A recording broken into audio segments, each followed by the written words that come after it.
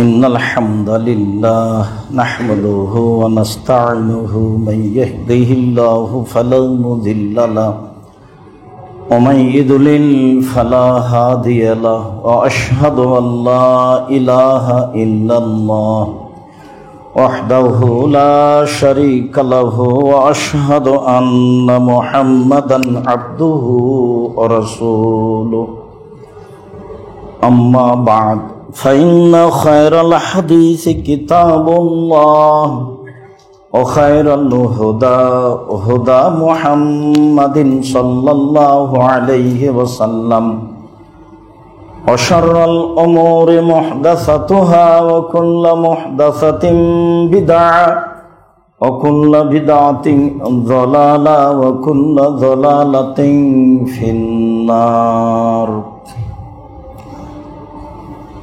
أعوذ بالله من الشيطان الرجيم فيه رجال يحبون أن يتطهروا والله يحب المطهرين. عن أبي هريرة رضي الله تعالى عنه قال قال رسول الله صلى الله عليه وسلم لا تقبل صلاة بغير طهور ولا صدقة من غلول রাহুল বুখারী মুসলিম। সম্মানিত উপস্থিত দ্বীনি মুসলিম ভাই ও বোন, প্রশংসা আল্লাহর জন্য, শান্তি অবতীর্ণ হোক আল্লাহর রাসূলের উপর সাল্লাল্লাহু আলাইহি ওয়াসাল্লাম। বিগত দিন অনুযায়ী আজকে জুমার খুতবার বক্তব্যের বিষয় হচ্ছে অজু করতে হবে কেন, অজু ভেঙে যাওয়ার কারণ কি।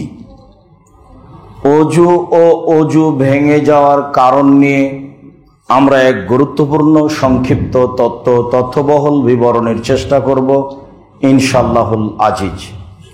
বিষয়টি আমাদের দৈনন্দিন জীবনের জন্য অতীব জরুরি বলে আমরা মনে করছি। আমরা বিগত জুমায় অবগত হয়েছিলাম অজুর ফজিলত। তাতে আমরা কয়েকটা জিনিস সারমর্ম হিসাবে শেষে এসে অবগত হয়েছিলাম যে অজু অতীতের সব পাপ মিটিয়ে দেয়, ফলাফলে সলাত হয় নফল, মানে সলাতের যা নেকি হয় তা অতিরিক্ত মান মর্যাদা হিসাবে হয়, পাপ মিটে গেছে অজুর মাধ্যমে। তাতে আমরা আরো অবগত হয়েছিলাম যে আপাতত বলেছিলাম 3 শ্রেণীর মানুষ নিষ্পাপ হয়ে যায় সেই দিনের মতো যেদিন তার মা তাকে জন্ম দিয়েছে। তাতে আমরা বলেছিলাম হজ কবুল হলে এমনটা হয়। তাতে আমরা বলেছিলাম অসুস্থ হওয়ার পরেও যদি মানুষ বলে আলহামদুলিল্লাহ তাহলে সে নিষ্পাপ হয়ে যায়। তাতে আমরা বলেছিলাম যে মানুষ যদি সুন্দর করে অজু করে, সলাতের পরে আর এক সলাতের জন্য অপেক্ষা করে, আর পায়ে হেঁটে মসজিদে যায়, তাহলেও হয়ে যায় সেই দিনের মতো যেদিন তার মা তাকে জন্ম দিয়েছে, নিষ্পাপ হয়ে যায়। তাতে আমরা অজুর একটি বিশেষ গুরুত্ব শুনেছিলাম বলে আমরা অবগত হয়েছি। যদি আমাদের অনুপস্থিতির কারণে না জেনে না শুনে থাকি তাহলে মিডিয়ার মাধ্যমে আমরা অবগত হয়ে যাব ইনশাআল্লাহ। আমাদের ধারাবাহিক খুতবা চলবে ইনশাআল্লাহ। সময়ের গতিতে পরিবর্তন 2-1 দিন হতে পারে। আল্লাহ তাআলা বলেন ফিহি রিজালুন, মসজিদে নববীর পাশে কোবা মসজিদের এলাকায় কিছু লোক আছে, তারা পবিত্রতাকে ভালোবাসে, আর আল্লাহ যারা পবিত্রতা অর্জন করে তাদের ভালোবাসেন। তাদের কি পবিত্রতা ছিল? তারা ফরজ গোসলের পবিত্রতা পানি দিয়ে করত। তাদের কি পবিত্রতা ছিল? তারা পেশাব পায়খানার পরে পানি দিয়ে পবিত্রতা অর্জন করত।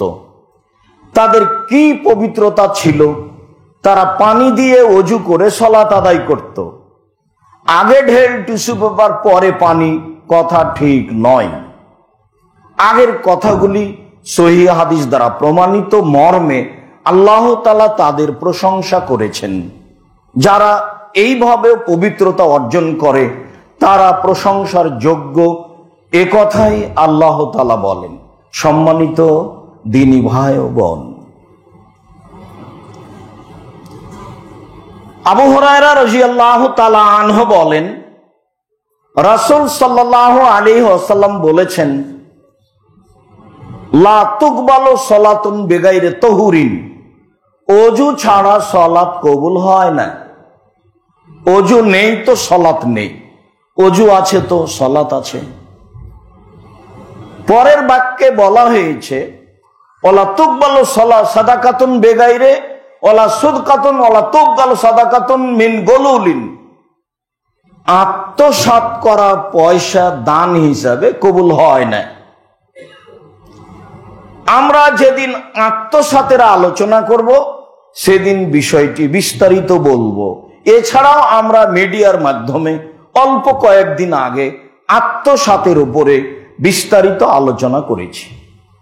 তাতে যারা মসজিদ মাদ্রাসার সভাপতি, মাদ্রাসার প্রিন্সিপাল, কলেজ বিশ্ববিদ্যালয়ের ভাইস চ্যান্সেলর প্রিন্সিপাল, যারা আপনার চেয়ারম্যান মেম্বার এমপি মন্ত্রী, যারা এসব কন্ট্রাক্টর কন্ট্রাক্ট হিসাবে কাজ করে, যারা বড় বড় ব্যবসায়ীর অধীনে সেলসম্যান হিসাবে থাকে, তাদের মাধ্যমে আত্মসাৎ হয়ে থাকে।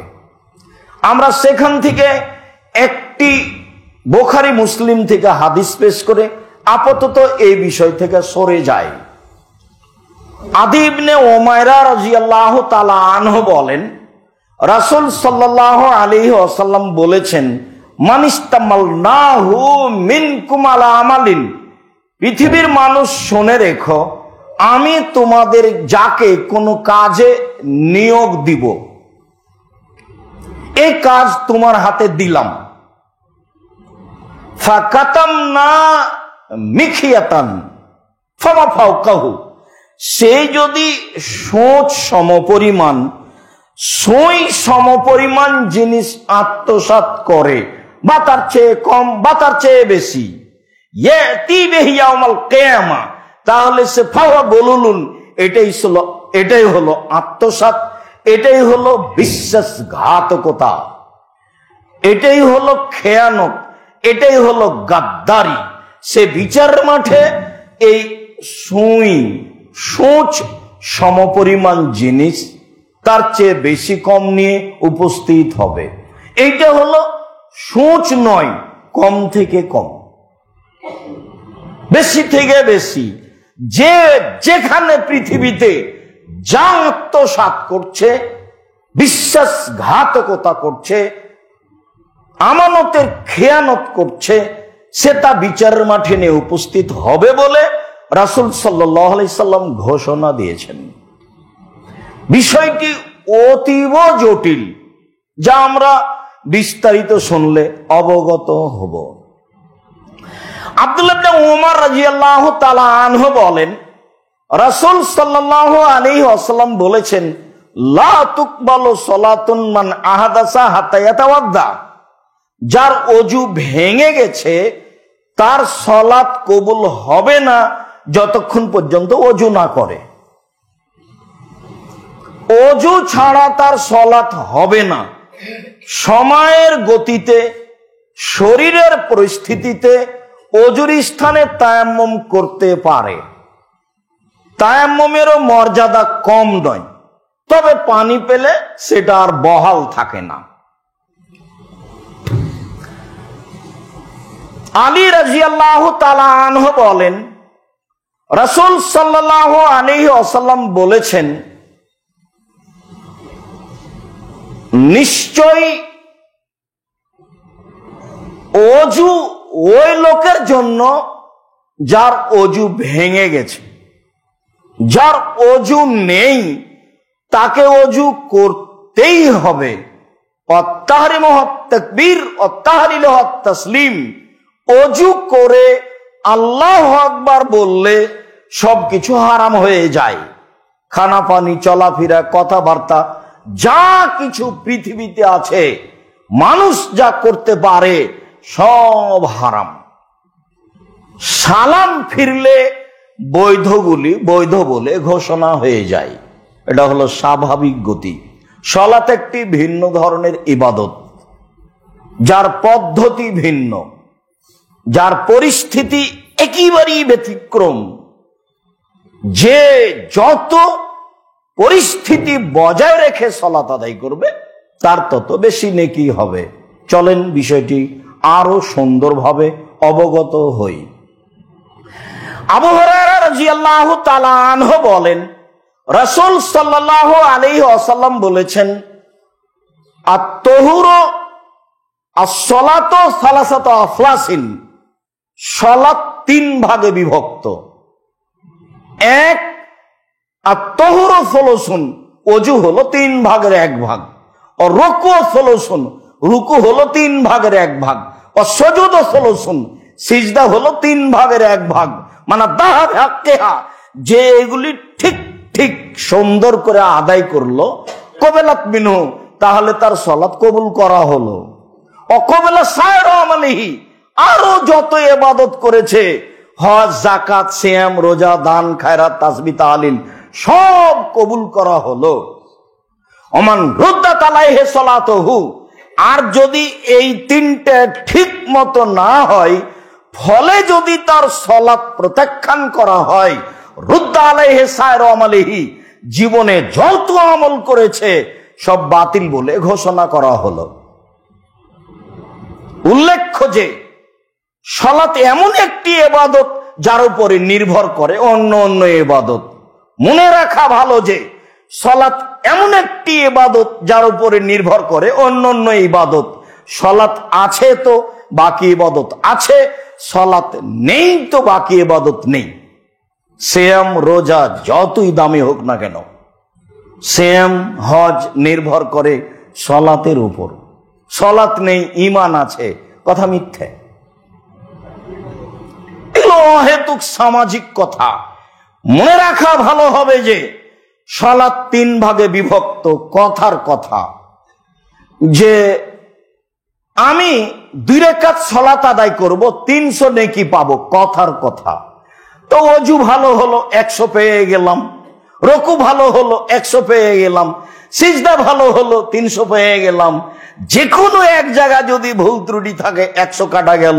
তিনটেই যদি ঠিক না হয় মোটেই নেকি পাবে না, এ কথাই ঠিক। রাসূল সাল্লাল্লাহু আলাইহি সাল্লাম তিনবার সাহাবীকে বললেন যে তুমি সালাত আদায় করো, তুমি করোনি। অথচ লোকটি বলছেন আমি সালাত আদায় করলাম রাসূলের চোখের সামনে। তিনি তার সালাত গ্রহণ করলেন না।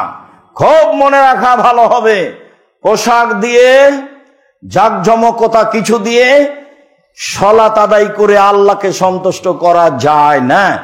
রাসূলের পদ্ধতিতেই সালাত আদায় করলে আল্লাহকে সন্তুষ্ট করা যায়, বিকল্প কোনো পথ নেই।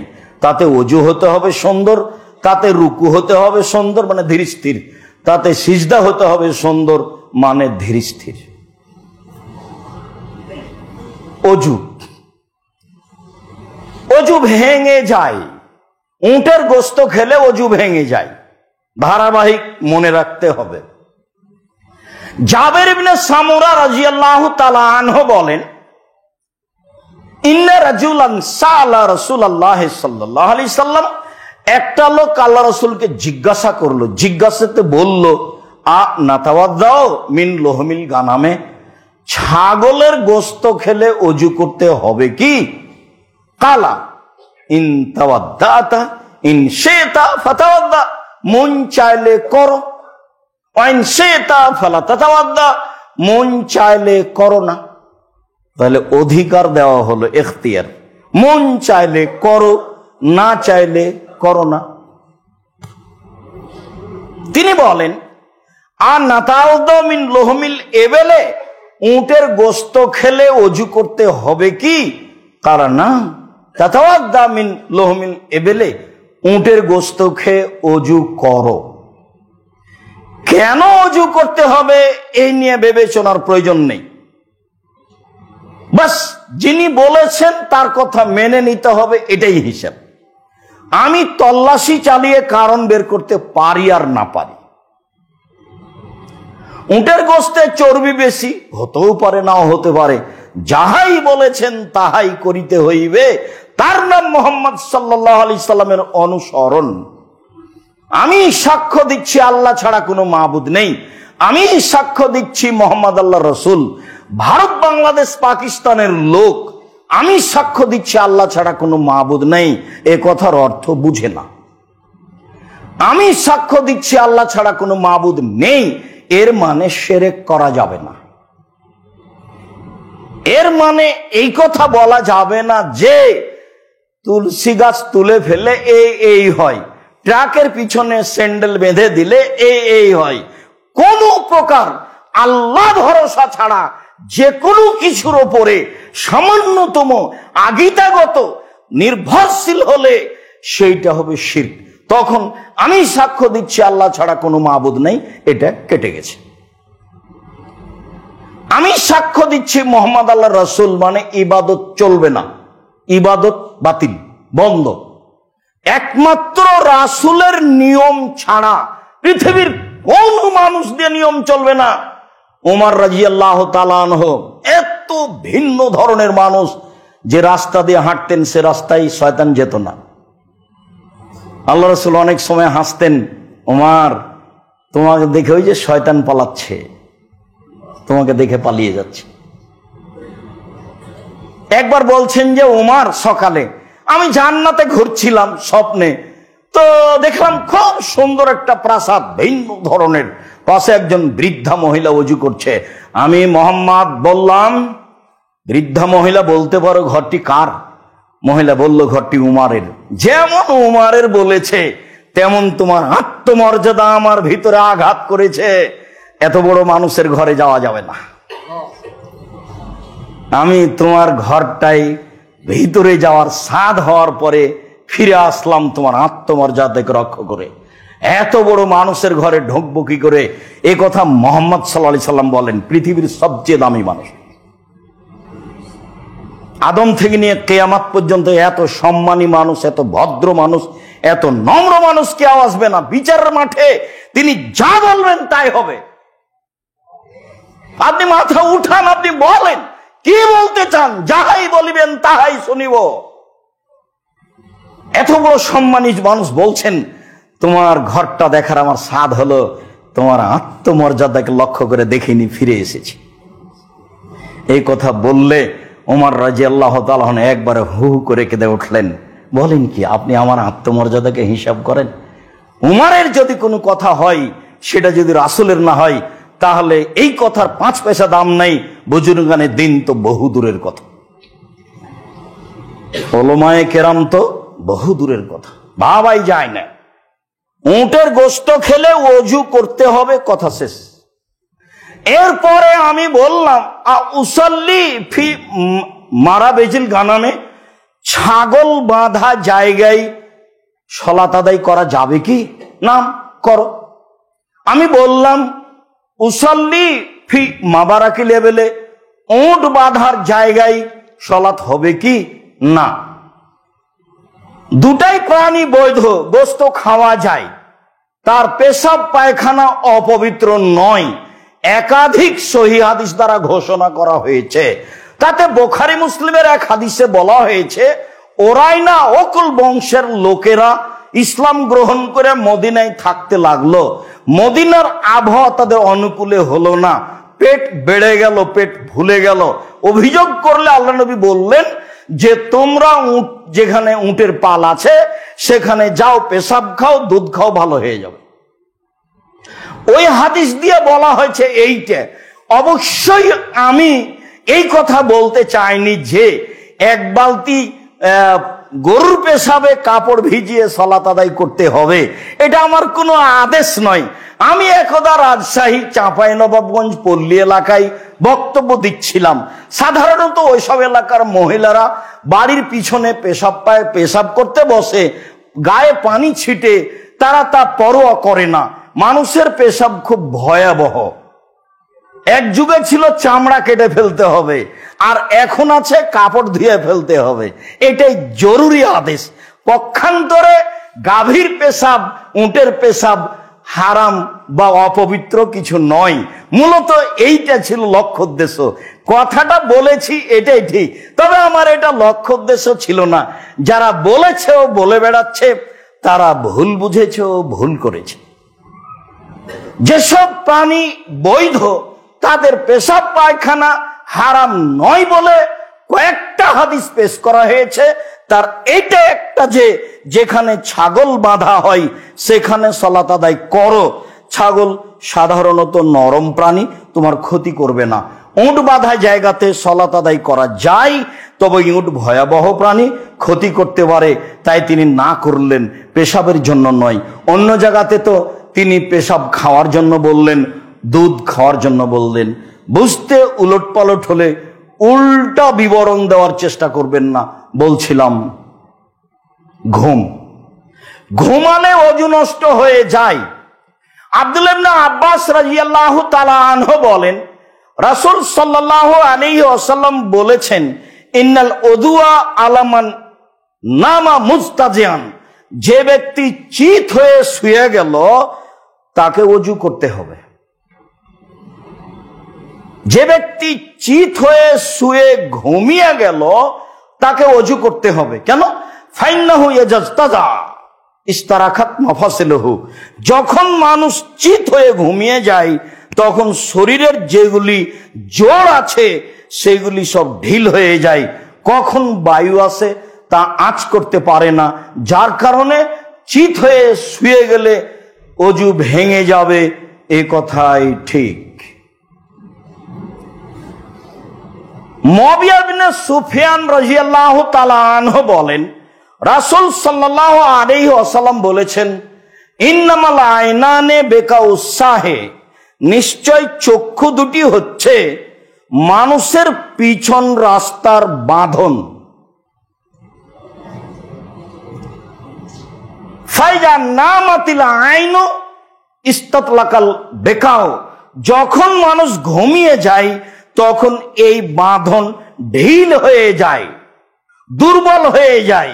ফলে ওযু আছে কি ভেঙে গেছে এই হিসেব আনতে পারে না। অতএব ঘুমিয়ে গেলে ওযু করতে হবে।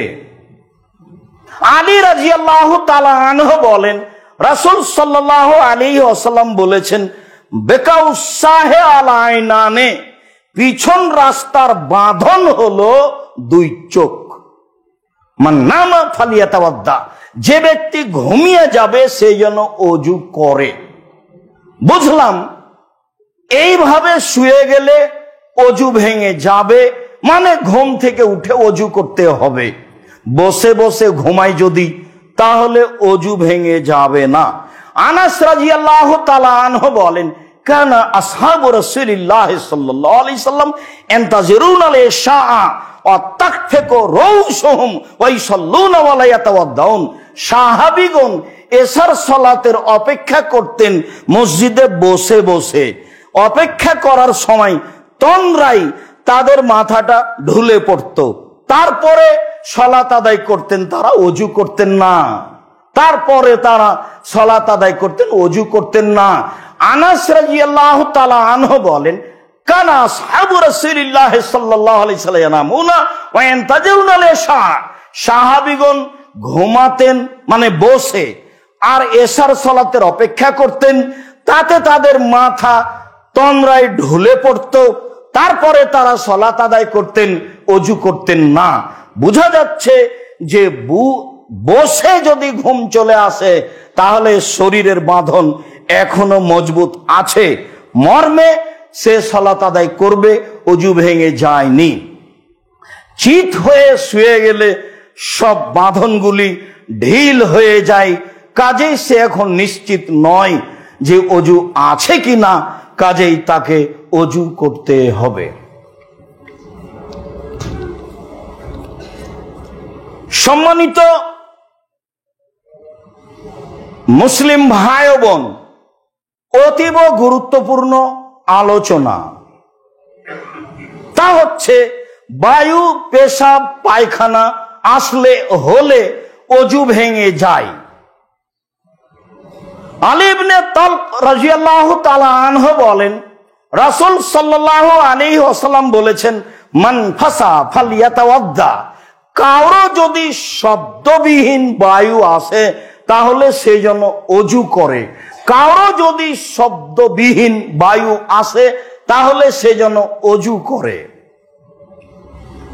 আবু হুরায়রা রাদিয়াল্লাহু তাআলা আনহু বলেন, রাসূল সাল্লাল্লাহু আলাইহি ওয়াসাল্লাম বলেছেন, মান ওয়াজাদা ফি বাতনিহি শাইআন ফাসকালা আলাইহি, সে পেশাব, পায়খানা, বায়ু পেটে কিছু অনুভব করলো, তার উপরে সন্দেহ চেপে গেল, কি হলো, কিছু কি ঘটলো, পেশাব, পায়খানা, বায়ু কিছু কি ঘটলো, ফালা ইয়াখরুজান্না মিনাল মসজিদ, সন্দেহ অবস্থায় যেন মসজিদ থেকে বের না হয়, হাত্তা এজেদা রিহান আও ইসমাউ সাওতান, যতক্ষণ পর্যন্ত গন্ধ বায়ুর অনুভব না করছে বা শব্দ স্পষ্ট না বুঝছে ততক্ষণ পর্যন্ত তার অজু বহাল আছে। এই কথাটা আল্লাহ রাসূল শক্তভাবে বললেন এই জন্য যে যারা একটু মানসিক রোগে পড়েছে সে সালাত আদায় করতেই পারবে না। না, মনে হয় পেশাব আসলো, যে ঘন্টার ঘন্টা ঢেল নিয়ে চলছে, সন্ধ্যা পর্যন্ত থাকলে হবে না, যখনই ঢেল ফেলবে তখনই মনে হবে পেশাব আসলো, ও তো মানসিক রোগীর মধ্যে পড়ে গেছে। কাজে একবারে চূড়ান্ত হয় হ্যাঁ না হয় না। আল্লাহ রাসূল বলছেন, ফালা ইয়াখরুজান্না মিনাল মসজিদ, সে অবশ্যই মসজিদ থেকে বের হবে না অজুর জন্য, হাত্তা ইয়াজেদা রিহান ইয়াসমাউ সাওতান, নগদ বায়ুর গন্ধ বুঝতে হবে, নগদ তাকে শব্দ কানে শুনতে হবে, নগদ কিছু নেই, বাকি নিয়ে কোনো আলোচনা নেই, যা আছে আছে, শয়তান যা, সব শয়তান যা, আচ্ছা আমার ওযু নেই তো নেই, আমি সালাত আদায় করব, যা আমার সালাত হবে না, তুই এখান থেকে সর, মনে বলতে হবে আপনাকে বিপদে ফেলেছে। এগুলি হচ্ছে অজু ভেঙে যাওয়ার কারণ, আরো আছে। আল্লাহ তুমি আমাদের বুঝে আমল করার তৌফিক দান করো। আল্লাহুম্মা সাল্লি আলাইহি, আল্লাহুম্মা বারিক আলাইহি।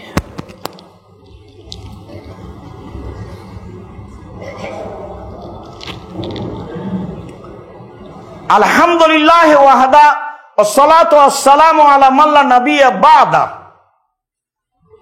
পুরুষাঙ্গ বা স্ত্রী অঙ্গ স্পর্শ করলে অজু ভেঙে যায় কিনা, দিন রাতের অতীব গুরুত্বপূর্ণ কথা। বুসরা রাদিয়াল্লাহু তাআলা আনহা বলেন, রাসূল সাল্লাল্লাহু আলাইহি ওয়াসাল্লাম বলেছেন, ইযা মাসসা আহাদুকুম যাকারাহু ফালইয়াতাওয়াদ্দা, যখন তোমাদের কোনো পুরুষ বা নারী পুরুষাঙ্গ, স্ত্রী অঙ্গ, লজ্জা স্থান স্পর্শ করবে সে যেন অজু করে। জরুরি আদেশ, অজু করতে হবে। অত্র হাদিস এটাই বোঝায়, হাদিস সহিহ। চলেন পরের হাদিস দেখি। তালক ইবনে আলী রাদিয়াল্লাহু তাআলা আনহু বলেন, রাসূল সাল্লাল্লাহু আলাইহি সাল্লামকে জিজ্ঞাসা করা হয়েছিল, এজা মাসসার রাজুলু যাকারাহু বাদা মা ইয়াতাওয়াদ্দা, কোন মানুষ যদি অজু করার পরে পুরুষাঙ্গ বা স্ত্রী অঙ্গ, লজ্জা স্থান স্পর্শ করে তাহলে কি তাকে অজু করতে হবে? ফাকালা ওমা হাল হুয়া ইল্লা বাজাতু মিনহু, অজু করতে হবে কেন? সেটা তো শরীরের একটা অংশ। অজু করতে হবে না, অজু করতে হবে কেন? সেটা তো শরীরের একটা অংশ, অজু করতে হবে না। দুই হাদিস মুখামুখি হয়ে গেল, দুইটাই সহিহ। আমল কিভাবে হবে? যারা পৃথিবীতে মাযহাব মেনে চলে তার এক শ্রেণীর মানুষ বলেছে যে যেহেতু অংশ এটা শরীরের, অজু করতে হবে না, এটাই চূড়ান্ত। হাদিসকে শক্তিশালী করার জন্য অনেক দলিল আদিল্লা পেশ করেছেন। আর এক শ্রেণীর মানুষ বলেছেন যদি হাত দিয়ে স্পর্শ হয় আর মধ্যে যদি কাপড় থাকে অন্তরাল, তাহলে অজু করতে হবে না। অন্তরাল ছাড়াই যদি স্পর্শ হয় তাহলে অজু ভেঙে যাবে। এক শ্রেণীর বিদ্বান এ কথা বলেন। মূলত ঘটনা কি? মূলত ওটাও নয় এটাও নয়। মূলত ঘটনা হাদিস দুটাই ঠিক, আর এইটা গ্রহণ করলে সহজ হবে। আলবানী রাহিমাহুল্লাহ এটাকেই সহজ এবং ঠিক বলে ঘোষণা দিয়েছেন। তাহলে এই উত্তেজিত অবস্থায় যদি মানুষ তার পুরুষাঙ্গ বা স্ত্রী অঙ্গ স্পর্শ করে তাহলে অজু ভেঙে যাবে, এ কথাই ঠিক। স্বাভাবিকভাবে যদি স্পর্শ করে তাহলে অজু ভাঙবে না, এ কথাই ঠিক। আব্দুর রাজ্জাক সাহেব এই যে কথাটা শেষে বললেন, এর কোনো স্পষ্ট প্রমাণ কিছু পেশ করবেন? জি, সেটা হলো এই, আয়েশা রাদিয়াল্লাহু তাআলা আনহা বলেন, মানুষ যদি অজু করে ফরজ গোসল করে তারপরে সালাত আদায়ের জন্য আর অজু লাগবে না। কাপড় ছাড়াই ফরজ গোসল করা যায়, তার একাধিক সহিহ হাদিস আছে। কাপড় ছাড়া হোক আর না হোক, মানুষ গোসল করলে তার শরীরের বিভিন্ন অঙ্গে হাত যাবে, এ কথাই ঠিক, তার নাম গোসল। তারপরে আল্লাহ রাসূল বললেন যে ওই অজু বহাল আছে, ওই অজুতেই সালাত চলবে। হাদিস বুখারী মুসলিম। মর্মে আবারও বুঝিয়ে বলি, এই কথা খুব ভালোভাবে মনে থাকে যেন, দিন রাত যেন আপনাকে কেউ বিপাকে না ফেলে। তা হচ্ছে উত্তেজিত অবস্থায় নিজ নিজ অঙ্গ স্পর্শ করলে অজু ভেঙে যাবে। স্বাভাবিকভাবে স্পর্শ করলে অজু ভাঙবে না, কথা স্পষ্ট বলে আমি আশা করছি। এরপরে মজি বা মনি, শুক্রকীট বা শুক্রকীটের পূর্বে তরল পদার্থ পুরুষাঙ্গ বা স্ত্রী অঙ্গে আসলে অজু ভেঙে যাবে কি? আলী রাদিয়াল্লাহু তাআলা আনহু বলেন, সাআলতু রাসূলুল্লাহ সাল্লাল্লাহু আলাইহি সাল্লাম আল মাদি, আমি আল্লাহর নবীকে জিজ্ঞাসা করলাম মজি তরল পদার্থ সম্পর্কে, তাতে কি অজু ভেঙে যাবে? আমি জিজ্ঞাসা করলাম একটা, তিনি উত্তরের সময় বললেন দুইটা। তাতে তিনি বললেন মিনাল মাদি ওয়াল ওযু, তরল পদার্থ আসলে অজু ভেঙে যাবে, তাকে অজু করতে হবে। শুক্রকীট বের হলে তাকে গোসল করতে হবে। শুক্রকীটের কথা আলী রাদিয়াল্লাহু তাআলা আনহু জিজ্ঞাসা করেননি। সময়ের গতিতে যাকে জিজ্ঞাসা করা হয়েছে পরিস্থিতিতে কল্যাণ মনে করলে বলতে পারেন, আল্লাহ বললেন মুসাকে হাতে কি, তো বলবেন হাতে লাঠি। তো বলা শুরু করলেন এটা হলো লাঠি, এই দিয়ে আমি হেলান দিয়ে ড্রেন পার হয়ে যাই, এই দিয়ে আমি গাছের উপরে মেরে পাতা ঝেড়ে ছাগলকে খাওয়াই, এই দিয়ে আমার যাবতীয় প্রয়োজন পূরণ হয়। একবারে বলতে থাকলেন। তো আল্লাহ রাসূল বলে ফেললেন দুইটা বলছিলাম যে শুক্রকীট তরল পদার্থ, একটাতে অজু আর একটাতে গোসল, মানে এতে অজু ভেঙে যায়। এই কথাটি আবারও ফিরে আসবে পরের আলোচনায়। স্ত্রীকে চুমু দেওয়া অজু ভেঙে যাবে কিনা? আয়েশা রাদিয়াল্লাহু তাআলা আনহা বলেন, ইকাব্বিলুন নবী সাল্লাল্লাহু আলাইহি সাল্লাম বাজা আজওয়াজিহি সুম্মা ইসাল্লি ওয়া লা ইয়াতাওয়াদ্দা, আল্লাহর নবী তার কোন স্ত্রীকে চুমু দেন, তারপরে সালাত আদায় করেন অজু ছাড়াই। অন্য হাদিসে এসেছে সাহাবী বললেন, আমরা মনে করছি যে আপনি নিজেকে গোপন করে বলছেন যে কোন স্ত্রীকে চুমু দিলেন তারপরে সালাত আদায় করলেন, অজু করলেন না, আমরা মনে করছি কোন স্ত্রী বলতে আপনি তিনি। তখন হেসে উঠলেন, মানে বললেন হ্যাঁ আমি তিনি।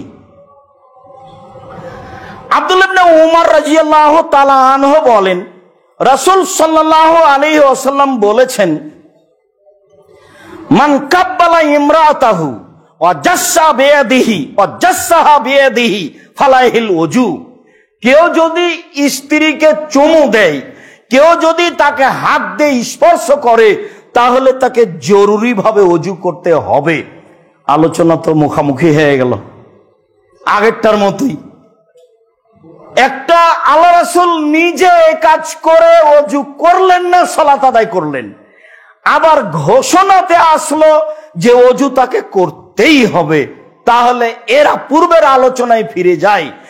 এতে যদি তরল পদার্থ আসে তাহলে ওযু ভেঙে যাবে, এটা পরের হাদিসে ঘোষণা দেওয়া হয়েছে।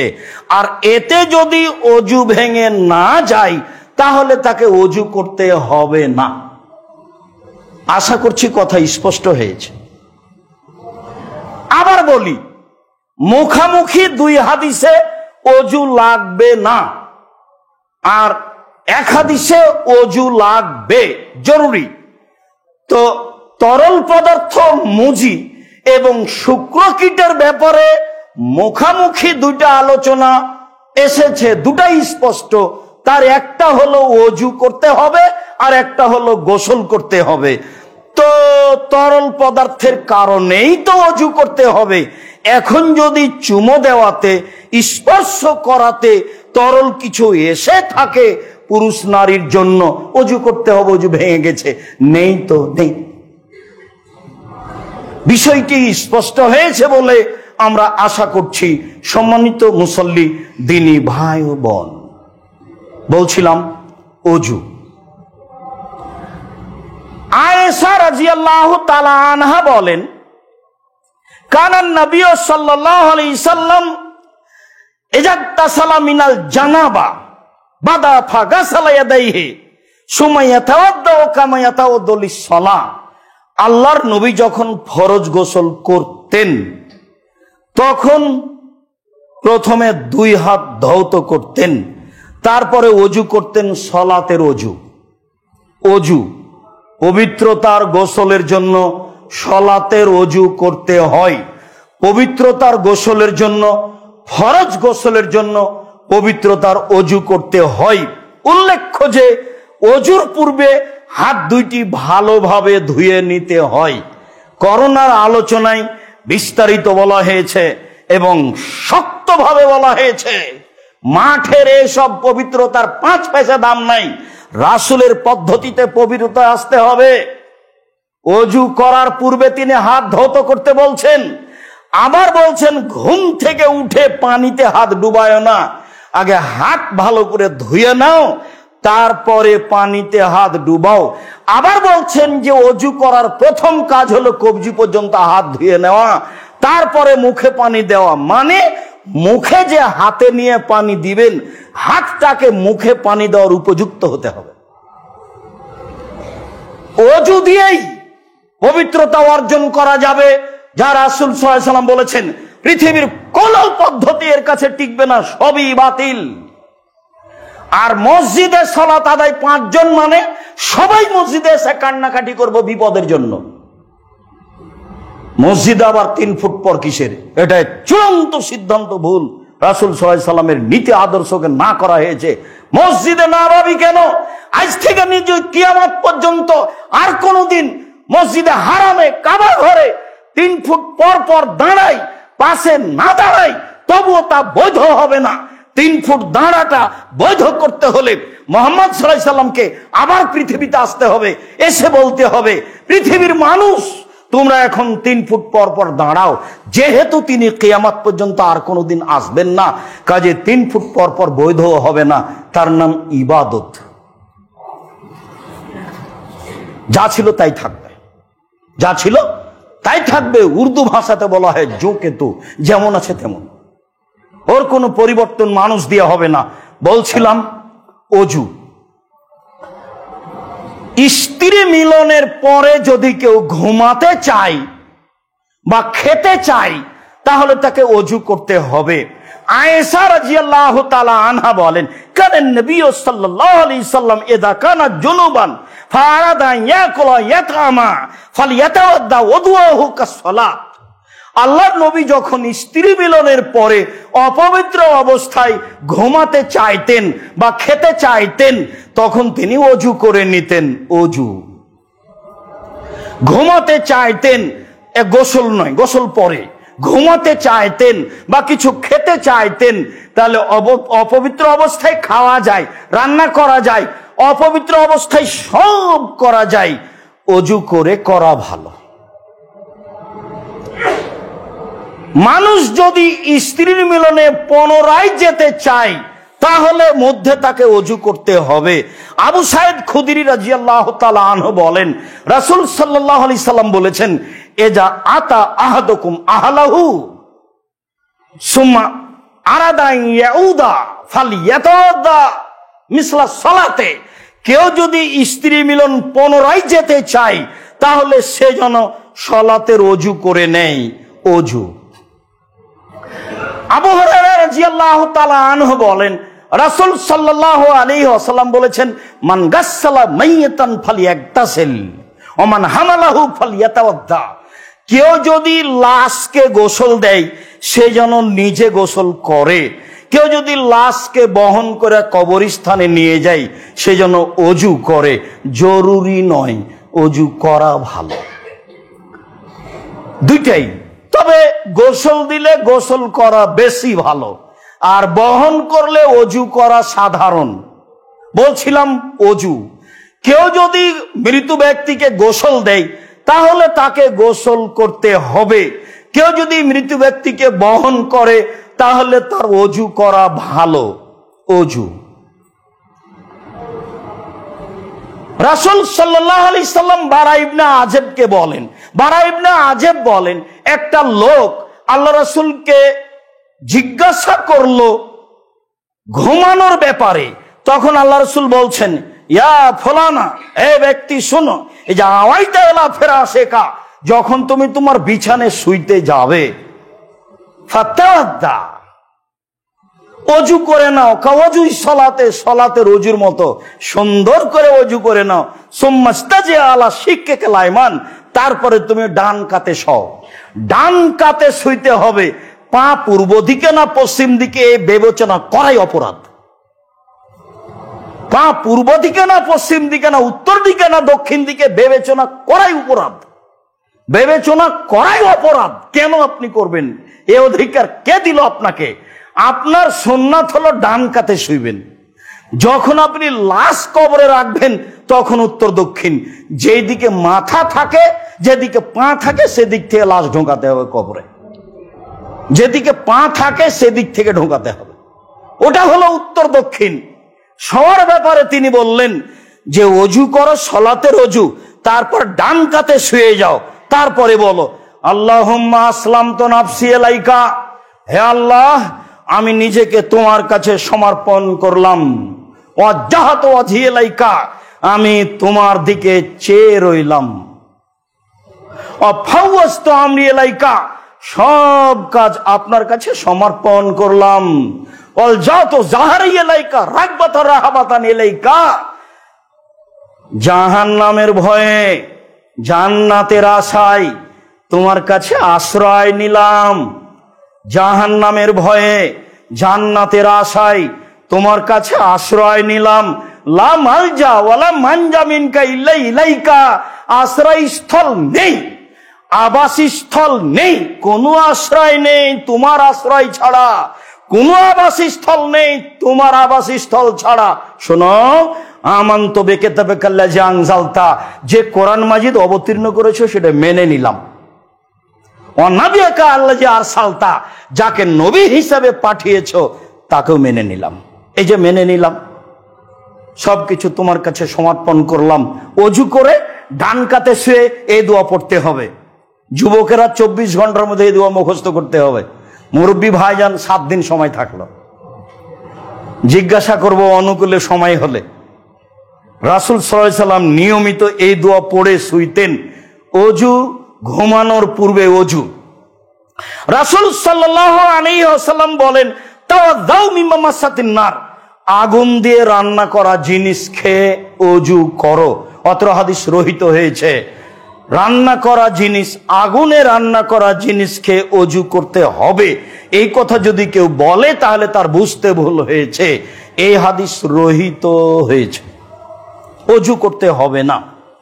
এরপরে তামিমা দারি রাদিয়াল্লাহু তাআলা আনহু বলেন, রাসূল সাল্লাল্লাহু আলাইহি সাল্লাম বলেছেন, আল ওযু মিন কুল্লি দামিন সাইলিন, যে রক্ত প্রবাহিত হয় শরীর থেকে বের হয়ে তাতে অজু করতে হবে। হাদিসটি জাল মর্মে জরুরি কথা যে, বা নিতান্তই জয়ীফ, জরুরি কথা যে যারা বলে শরীর থেকে রক্ত বের হয়ে একটু সরে গেলেই অজু ভেঙে যাবে, প্রমাণে এই হাদিস। কাজেই অজু করার পূর্বে, সালাত আদায়ের পূর্বে তারা মেশাক করে না। আর যারা বলছে আল্লাহর নবী বলেছেন সালাত শুরু করলে মেশাক করতে হবে, আরব দেশের বহু মানুষ দেখা যায় আল্লাহু আকবার বলার পূর্বে কি করে? মেশাক করে। তাদের কাছে দাঁতের রক্ত বের হলে অজু ভেঙে যায় না, অজু ভেঙে যায় না, রক্ত বের হলে এটাই চূড়ান্ত। বুখারী মুসলিমের কয়েকটা হাদিস এসেছে, তার একটি হচ্ছে আল্লাহর নবী একজনকে রাতে পাহারাদার হিসাবে রাখলেন, বাহির থেকে একটা তীর গায়ে লেগে ঝরঝর করে রক্ত ঝরতে থাকলো, তিনি সলাতে বহাল থাকলেন। হাদিস তো সহি। যদি রক্ত বের হলে অজু ভেঙে যায় তাহলে একজন সাহাবী সলাতে বহাল থাকলেন কি করে? পরে আল্লাহ রাসূল বলে দিতেন, তোমার সলাত আদায় করা ঠিক হয়নি। বলছিলাম শরীর থেকে রক্ত প্রবাহিত হলে অজু ভেঙে যায়, এ কথা ঠিক নয়। অজু ভেঙে যায় মর্মে বিভিন্ন বই পুস্তকে লেখা আছে যে অজু করার পরে নখ কাটলে অজু ভেঙে যায়, কথা ঠিক নয়। অজু করার পরে বাচ্চাকে দুধ খাওয়ালে অজু ভেঙে যায়, কথা ঠিক নয়। অজু করার পরে মাথার কাপড় পড়ে গেলে অজু ভেঙে যায়, কথা ঠিক নয়। অজু করার পরে কুকুর কাপড় স্পর্শ করলে অজু ভেঙে যায়, কথা ঠিক নয়। অজু ভেঙে যায় এসব কারণে এগুলো একটাও ঠিক নয়। অজু ভেঙে যায় এগুলি একটাও ঠিক নয়। অজু ভেঙে যায় ঘুমালে, অজু ভেঙে যায় উটের গোস্ত খেলে, অজু ভেঙে যায় বায়ু পেশাব পায়খানা আসলে, অজু ভেঙে যায় তরল পদার্থ আসলে, অজু ভেঙে যায় স্ত্রীকে চুমো দেওয়ার পরে তরল পদার্থ কিছু আসলে, এইগুলি কারণে অজু ভেঙে যায়। আবার সেই কথাই ফিরে আসতে হবে, মানুষ যদি তার স্ত্রী অঙ্গ বা পুরুষ অঙ্গ স্পর্শ করে আর সেটা যদি উত্তেজিত হয়ে করে তাহলে অজু ভেঙে যায়, অন্যথায় অজু ভাঙে না। মর্মে আমি বিষয়টি আপনাকে ভালোভাবে বারবার শোনার ও বুঝার ও জানার আন্তরিকভাবে অনুরোধ করছি। বিষয়টি হুবহু আল্লাহ রাসূলের পক্ষ থেকে পেশ করা হচ্ছে যাতে করে আপনার কোনো অংশে সন্দেহ না থাকে।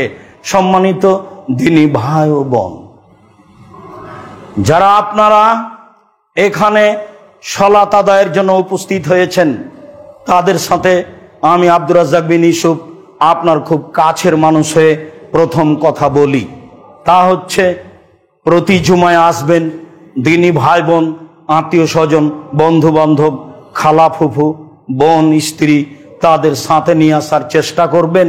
আমি তাদের কিছু না কিছু উপকার করবই করব ইনশাআল্লাহ।